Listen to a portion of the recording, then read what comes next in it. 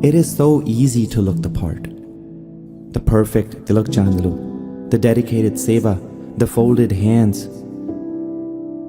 But when the mandir doors close, when the noise fades, and it's just you, what is actually left? Your spiritual foundation isn't a label you can just wear. Your true value, your true firmness is built, fought for, and decided by one thing: your vartan. Because just hanging around satsang is not the same as being deeply rooted in satsang. In Gadada Madhya 61st Vachanamrut, Maharaj does not give us a superficial checklist. He outlines the absolute core of who we are. Niyam, Nischay, Paksh. Firm discipline, unshakable faith, absolute loyalty. Any tree looks invincible when the weather is calm. But the storm reveals the roots.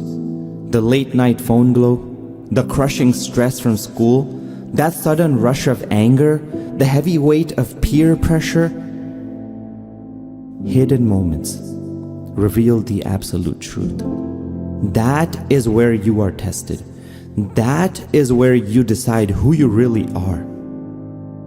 And that is exactly why we start with the very first pillar, Niyam. Not as a cage, not as a restriction. Niyam protects what is sacred. Think about it. Anything truly valuable requires boundaries. A lock protects what matters. A password protects your privacy. A seatbelt protects your life. And Niyam, it protects your purity, your peace, and your ultimate connection. So the question isn't just, am I involved in satsang? The real question is my vartan building a foundation that will actually survive the storm? Welcome to episode 2 of the Loyadham podcast.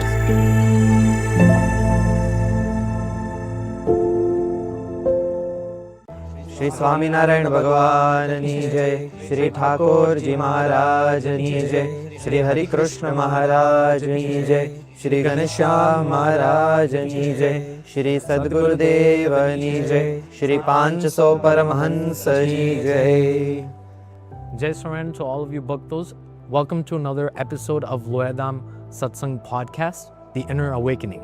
Today we got a fantastic episode for all of you. We have our Bhaktos here, Kush Bhagat and Manav Bhagat, and obviously assisted by Pujya Swami. Nonetheless, this episode is something special. We want to take the Vachanamrut Gadada, middle chapter 61. This Vachanamrut is a direct message to all the Bhaktos out there. Why is it a direct message? Because sometimes in life, when life gets a little tough, there are elements that Bhagwan Swaminarayan shows in his Vachanamrut that can really get a person going. This Vachanamrut is different because it has a lot of practicality to it. This Vachanamrut itself, it examines our oneself. Sometimes we have to look within and check where we stand. Sometimes we check our years of how many years we've been doing satsang. We check that if we know a lot of devotees or if we do a lot of good things that we are a good Satsangi. But honestly, at the end, upon reading this Vachanamrut, we'll be able to tell how deep are we in Satsang. Are we rooted in Satsang or are we just on the surface level? So we want to start with this Vachanamrut Gadada, middle chapter 61, to start this episode. And I feel what you're talking about is actually very deep and insightful, because see, Shriji Maharaj does not just leave us in the blind. He actually, in this Vachanamrut, we'll read further, but just to give you guys an introduction, in this Vachanamrut, Bhagwan gives us the qualities for like the perfect Satsangi. He basically states 3 qualities, Niyam, Nischay, and Paksh. We'll delve into each one of them slowly by slowly, but what's best about this Vachanamrut is that Maharaj basically explains, you can say, the 3 pillars of Satsang. And if these 3 pillars are strong, if the foundation is strong, then the Satsangi is also strong. And strong obviously means that no matter what the situation, he always stays stable. So I really like how this Vachanamrut is setting like a spiritual checkpoint. It's not like Maharaj is giving us information. It's more like he's setting a standard for us. Instead of treating this Vachanamrut like a theory, it's actually kind of like a mirror. What does a mirror do? It shows us how we look exactly precisely. In this way, this Vachanamrut will show us where we stand. So Swami, this is not just asking, are we really in satsang? But more it's asking, are we becoming who Maharaj wants us to become, right? That's exactly what it is. And the mirror analogy and everything, I think we should start off. Let's delve deeper. So Swami, why don't you paint a picture for us? What was Maharaj doing? What was happening when Maharaj dropped this definition? Sure. Let's take a look at the Vachanamrut, Gadara, middle chapter 61. The heading is Niyams, Faith in God and Loyalty. Swaminarayan Hare, Swaminarayan Hare. On Shravan Vadi 7, Sammat 1881, August 17, 1825 is the Christ era. Swami Shri Sajandri Maharaj was sitting on a large decorated cot in the eastern veranda outside the west-facing rooms of Dada Kachar's Darbar in Gadara. He had tied a golden bordered white shelu around his head and covered himself with another white shelu. He was also wearing a white kiss and a garland of mogra flowers. At that time, an assembly of Paramahansas as well as devotees from various places had gathered before him. Now, this is just the beginning where the setting is set. We want to get into the matter itself. Continue. Thereupon, Shriji Maharaj said, a person who possesses 3 attributes can be called a Satsangi, a staunch Satsangi. What are these 3 attributes? The first is to strictly adhere to the Niyams prescribed by one's Ishtadev to such an extent that one would never forsake those disciplines even at the cost of one's life. The second is to have extremely firm faith in God, so much so that one would never sway from it even if others or even if one's mind were to raise doubts. The third is to be loyal to those Vaishnava devotees who worship one's Ishtadev.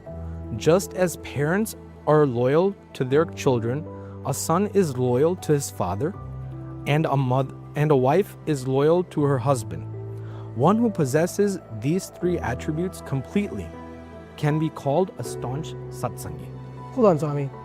What do you notice here is Maharaj doesn't say a firm Satsangi is someone who does so much seva, or they come to Mandir a lot, or even someone that just speaks very nicely. Is that correct? I mean, you're right, because see, it's not only about being famous. It's not only about doing seva. And here you'll notice in these 2 paragraphs that we just read, it's like Maharaj basically bypasses all your qualifications on the resume and he just looks at these 3 things. Everything else, all the experience that you listed, like I've done this, I've done this, I've done this, that makes no difference to him. It's just, do you have Niyam? Do you have Nischay? Do you have Paksh? If you do, you're a stable Satsangi. You're the perfect Satsangi. So I think that's the point that Maharaj is trying to get across. And this is why this Vachanamrut actually proves to be one of the most beneficial ones for our own soul. So let's take a look further. So yes, looking deeper, Maharaj says, I'm going to read the words one more time. A person who possesses these 3 attributes can be called a staunch Satsangi. Then he talks about the 3 attributes. Now, you know, when you were first reading the Vachanamrut and I was just pondering upon it, one analogy or one example in our life that came to my mind is that you guys have all traveled through flights, right, from one place to another. And you'll notice, especially in the United States of America, there's TSA. And now they made that new rule where you need the real ID. Not a regular ID, a real ID. It's the same thing. Another piece of paper, plastic. But what's special in this? There's a little star on the top right, I believe. Now that star adds verification to you traveling. You're the same person. You're Kush Bhagat, you're Manav Bhagat, your photo matches, everything matches. But if that star is not there, they don't let you pass through. They won't let you go through. In the same way, what Maharaj states in this Vachanamrut is like that little star. It adds the realness, you can say, to our satsang. Swami, that's actually a perfect analogy. Let's bring that into satsang, guys. So you talked about the real ID, and just for a simple regular ID, we doing a tilak chandlo, saying the right phrases, coming to Mandir Sabha, that's like a regular ID. But to add that special star, as you mentioned on the right-hand corner, that's actually, do I have Niyam? Do I have Nischay? Do I have Paksh? That's what bhagwan's verification is actually in this Vachanamrut. So Swami, you're saying externally, the card may actually look real. But Maharaj is the one that will see if the card is genuine from the inside. Is that correct? Exactly. And because see, Bhagwan is Bhagwan. He's not an ordinary human being like us. The best of scientists may find something, but they'll never get to the end of Bhagwan. And Bhagwan, what his nature is that he doesn't just look how someone looks on the outside. He looks at it internally. You know how a microscope can see things the naked eye cannot? The same way Bhagwan has the viewpoint for our soul in such a manner that he doesn't just look at, oh, how much is this person donating? How much is this person giving time to Satsang? How much is he going to Mandir, etc., etc. That's good, definitely should be done. Doesn't mean that we give it up. But Bhagwan also looks internally how strong our foundation is. Because at the end of the day, if your foundation is weak, then no matter how tall the building, it's bound to crumble one day. Swami, that's actually a very good point. And if we put it into Maharaj's perspective, if he were to take our exam, would we pass the exam? That's a question to ask ourselves. Swami, so I think a lot of us mistake our environment for actual strength. For example, when I'm coming on Saturday to Mandir, when I'm with my friends and we're like just hanging out in a circle, I feel very spiritual. But my question is, what I'm feeling, is it just the vibe of the room because it's my friends, or is it just, it's because of like spiritual related? So you mean whether it's the Yeah, environment basically. or not? So there's a huge difference between staying in satsang and being rooted in satsang. Makes sense. Two different things. Staying in satsang is attending sabhas, doing a regular routine, coming to satsang, doing seva, meeting and greeting bhaktos, and just doing the usual habits, as we can call, and then going back home. Being rooted in satsang is actually our principles of Niyam, Nischay, and Paksh according to this Vachanamrut. I want to give you an example, small one of it, a tree. If a tree is young, the roots are not too deep. So when it's a calm day, then obviously nothing's going to happen to the tree. But when a storm comes, It's blown away. exactly, the roots are shown and it's gone. In the same way, if we're not rooted in satsang, what's going to happen is one day we're going to get exposed. Exposed by peer pressure, exposed by environments, exposed by anything and everything that you see in this world as we call Maya. So that's why there's a big difference, and we should focus on being rooted in satsang over just staying in satsang. Wow, so the peer pressure, the university stress, the moments of temptation, they don't show us how, it's not like making us weak, but it's kind of showing us how deep our roots are before the storm hits. Exactly. Actually, that's the whole beauty of this Vachanamrut, that we can examine ourselves and kind of check where we are standing currently. So Kush Bhagat, I think what you were talking about in asking Swami is that whether you need to test if your satsang is being, you can say, experienced due to the environment, or whether it's in your heart, right? So think of it this way. Do you have a phone charger with you? Not right now. But you have one at home. Yeah, yes, I do. You do. Yeah. Now, sometimes when you plug in that cable into your phone and it doesn't charge. Now, why is that? If I ask you, just think about it. You don't need to spurt it out, just think about it. Why is that? Reason is, the rubber may look all perfect on the outside. The cable looks all shiny, nice, clean, white color, everything is good to go. But the copper wiring inside, if that's snapped and we can't even see it, then it won't charge. No matter how good the cable is, no matter how expensive the cable is, everything type C, whatever it is. It's true. But if it's snapped, it's not going to charge. And that actually, I think Swami can relate with this too. We usually listen to Kirtans doing on our headphones, and sometimes the right one works and the left one stops working. Out of nowhere, in the morning, we're listening to it and one works, one doesn't. Reason? Internal wiring. It's snapped. So here Maharaj is telling us, and through that we can examine and actually realize that everything on the outside may seem good. Rubber wiring is good. But on the inside, in events where we're angry, or we're pressured, or our friends are forcing us to do something, or it can be anything, right, in our lives, whatever it may come. If we're not able to stay stable in those environments or those situations of hardships, then it's basically like having our internal wiring broken. That's actually a great way to put it, Swami. And Maharaj is actually diagnosing in this Vachanamrut that it's not about the angle of the room, it's actually about how the wiring is rooted inside of the walls. And Bhagwan Swaminarayan's beautiful analogy of Niyams in this Vachanamrut shows that we keeping our external facade and showing how we are, that's not what Bhagwan's about. Bhagwan is about tu andar keva niyam rakhe chhe. How's your niyams inside? How are you relating to the world and keeping your faith in the form of niyam strong? That's what Bhagwan Swaminarayan's angle is, and that's what he wants us to become like. And that actually makes sense, because I like how you said it's not about the angle. Because you see some people, their satsang only works at a certain angle. Meaning if you force them to do too much, if you call them to the mandir too much, they might fall back a little. They'll take a step back or two, right? But Bhagwan wants us to become such devotees that no matter what angle we have to work at or thrive towards, we're always there on the right path, always ready to go. And Swami, actually, Bhagwan wants each and every single one of his devotees to have all angles covered. Yes. Toj niyam rehse. If we just kind of relax and just do a couple of niyams and be lazy on a couple of niyams, then Bhagwan's not for that. Bhagwan says, if you follow 100%. Yeah. It's a very powerful line, Swami. Actually, you're basically saying only some satsang only works in certain angles. Is like, am I kind of saying it properly? But that is the path we don't want to go towards. Maharaj wants us, no matter, see, when you're playing a sport, it's not like your coach doesn't just teach you that, okay, when the ball gets past you, shoot a three-pointer. No, it's not like that. It's like sometimes you have to defend, sometimes you have to shoot a free throw, sometimes you have to take a two-pointer in the paint, try and dunk, lay up, everything, right? You're prepared in every single situation. So that's what Bhagwan wants us to do, that when following your niyams, be prepared for every single situation. And scenario. And scenarios, exactly. So in this Vachanamrut Gurdwara middle, chapter 61, we want to look at the first pillar, which is niyams, and dissect it further on. You know what? Let's talk about the elephant in the room here, Swami. I'm not talking about me here, okay? Please. So when like young kids like me and Madhav Bhagat here, right? We hear the word niyam, our minds just go straight to like rules or restrictions. We can't eat this or we can't watch that, right? Like, It feels like a cage. Why Yeah. does like satsang need so many boundaries? In reality, what does niyam mean? Let's break it down. Niyam means vow. It means commitment.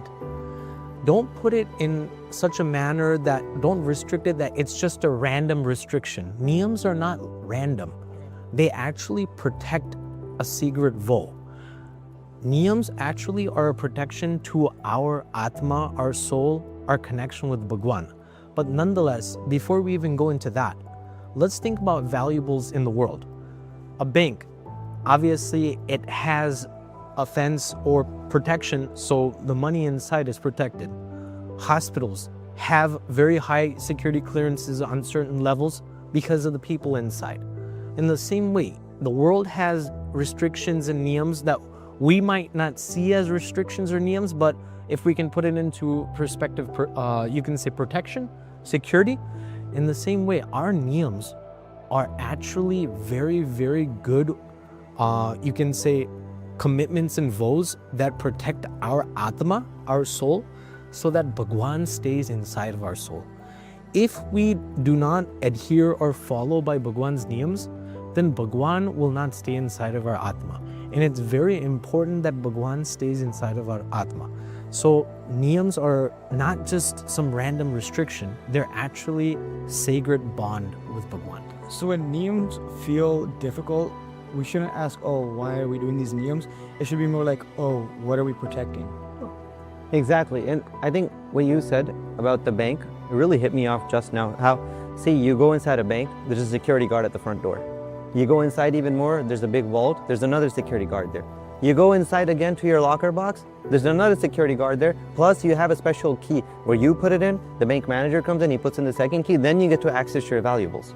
Same way, if there's so many steps of security for something that we put into a valuable box, why can we not have security for the most valuable, or something that's invaluable actually, which is Bhagwan? What Swami just mentioned, protecting Bhagwan. Why can't we have restrictions for that? And that's what niyams actually do. And you actually read my mind. That's a perfect way to put it. And let's not think, or, I just don't want any of the public to portray that niyams are like a strict rules, Yeah. It's not a cage, as you mentioned. It's more like a duty or like a giving to Bhagwan. Think of it that way. It's a protection for you as well. Yeah. Yeah, so why does Maharaj put Niyam first instead of our faith? So you mean the order Niyam, Nischay, Paksh? See, whatever Shriji Maharaj does, it has a purpose. It says in the scriptures that even someone who's a fool doesn't do anything without thinking about it. That's what it says. And here we're talking about Bhagwan. So if Bhagwan has put something into order, it has to have a meaning. And what we feel the meaning towards putting Niyam first is that it actually provides you a backbone. It provides you the stability for the next two characteristics that you have to develop. Because I think, Manu, you're studying biology and the body anatomy and stuff, right? Now think about it. Let's say we have our whole body looking perfectly fine from the outside, beards, how you guys have all hair and everything, very good looking. But what if your body didn't have bones at all? It would collapse. It would collapse. There is no way for it to stand. It can't do anything. It's useless, right? Without bones. Why? Because bones are the very reason, and they provide the framework, they provide the stability. In the same way, what Niyam does is it provides stability for, you can say, not just Nischay and Paksh, but I think every single good quality or sadgun in satsang life. Because, see, without Niyam, what happens is everything becomes mood-based. It's like, if I wake up early during a school day, I'm going to do my puja. I'm going to do my 11 mardas, ekdam shanti thi. But let's say I only have 5 minutes to go until the school bus comes. Puja is done, finished.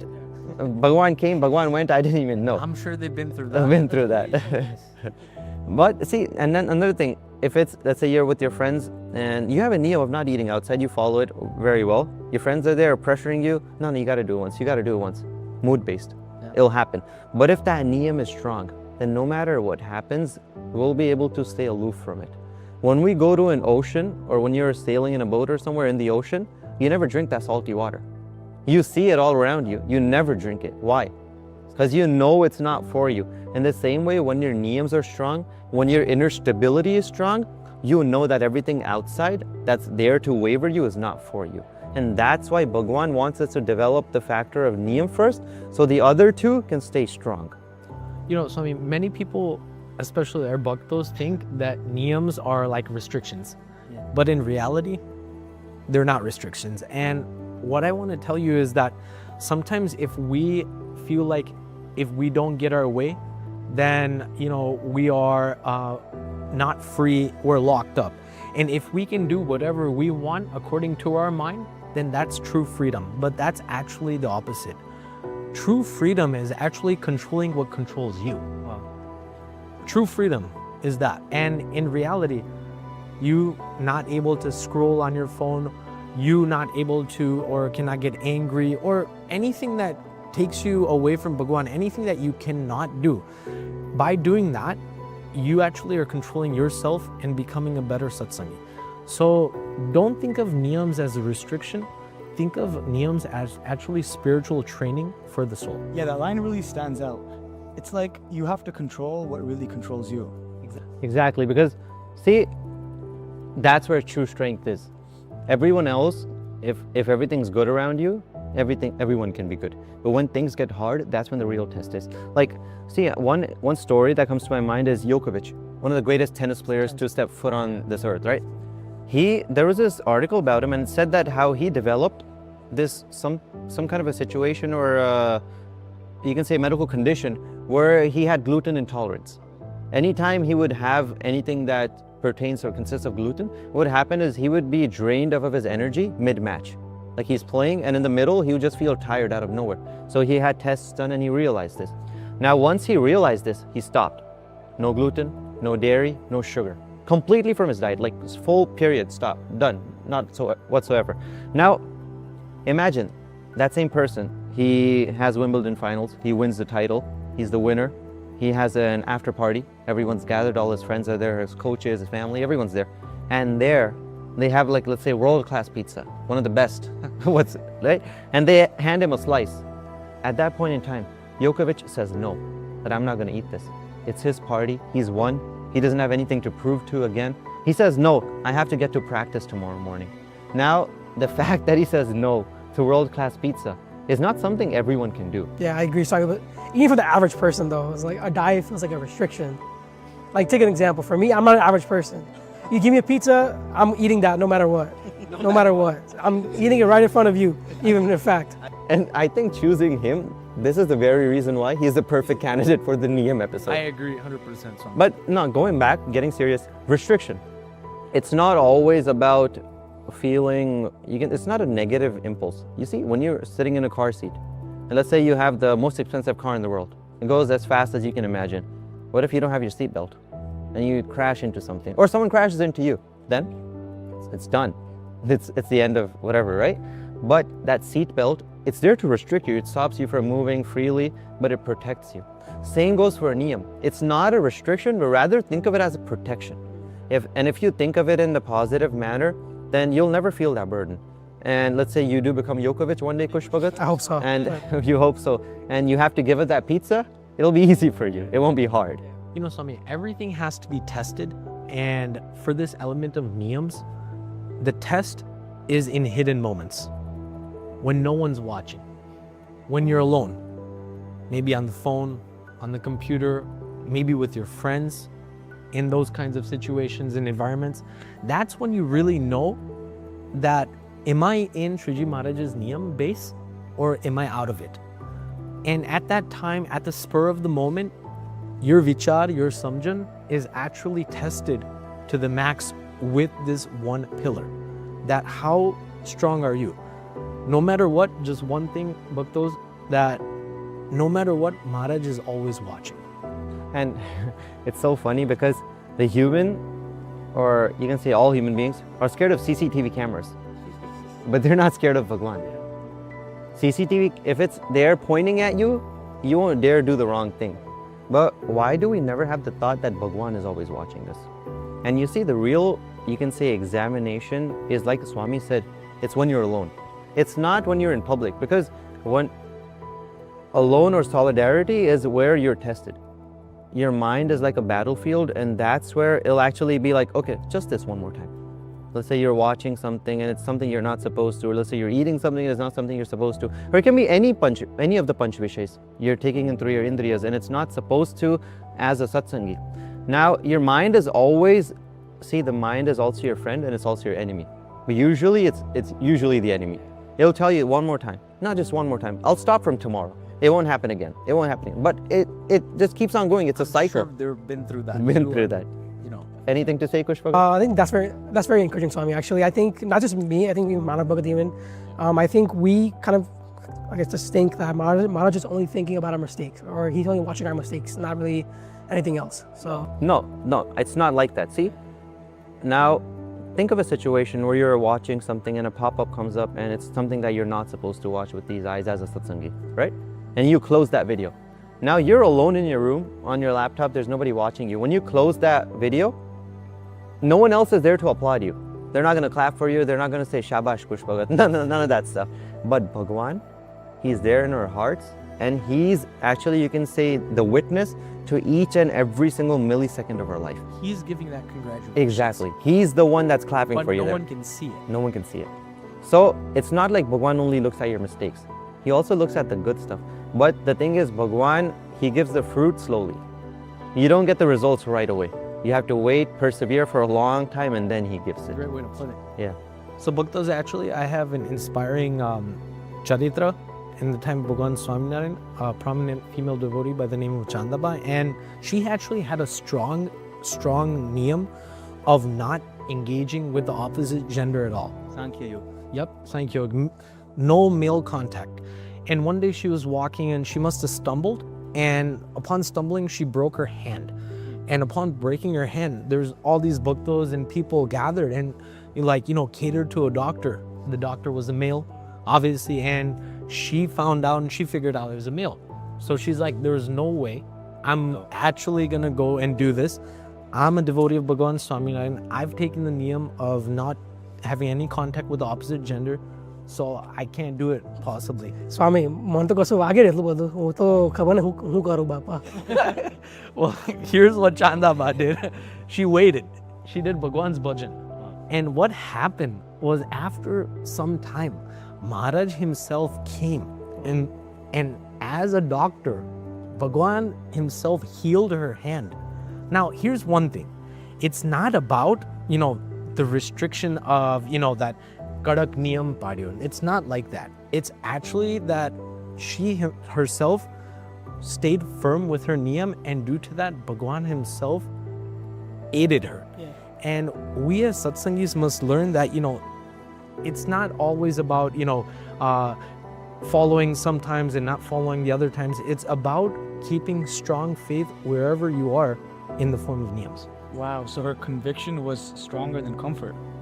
So it's not about avoiding the medical treatment, Swami, or it's not like in our practical life we should avoid medical treatment. It's more about relating to how we can maneuver in the world and still keep our niyams strong. So you're saying that you don't have to do exactly what Chandaba did, but you have to walk on the same path that she walked. Of course, yeah. Okay. Let's look at the whole.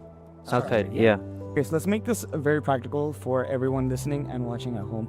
If someone's sitting there saying, okay, look, I get what you're saying, but I have a list of 10 different things that I struggle with and I feel completely overwhelmed. What would you say, Swami, for that?